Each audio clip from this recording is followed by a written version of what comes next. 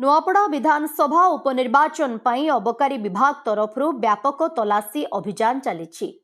गत 4 तारिख रे विभागीय अधिकारी जांच करी 150 लिटर हाथ रंधा मद, 107 लिटर बाहर भाटी मद, 4300 केजी महुल पोच एवं गोटे बाइक जबत करिसेंती। ए सबुर आनुमानिक मूल्य 3,21,850 टंका हेबो। अद्यावधि अबकारी विभाग 77 लिटर बियर, 42 लिटर विदेशी मद, 6,765 लिटर हाथरंधा मद, 1,419 लिटर बाहर भाटी मद, 60 केजी गंजेई एवं 1,66,650 केजी महुल पोच जबत करिसेंती।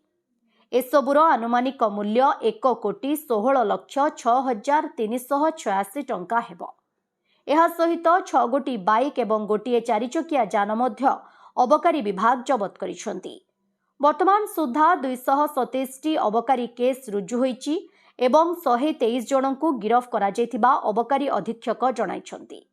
निर्वाचन समय रे बेआईन अबकारी सामग्री चालाण और कार्यकलाप संपूर्ण बंद करिबा पई जिलापाल नियोजित समस्त टीम को निर्देश दैछंती। सब एडिटर ऑल ओडिशा रु जगन्नाथ सागर को रिपोर्ट, ओडिशा हाइलाइट समाचार। खबर दुनिया रे जोड़ी हेबा पई सब्सक्राइब करंतु ओडिशा हाइलाइट समाचार को आउ दबे दियंतु बेल आइकन को सर्वप्रथमे खबर पाइबा पई।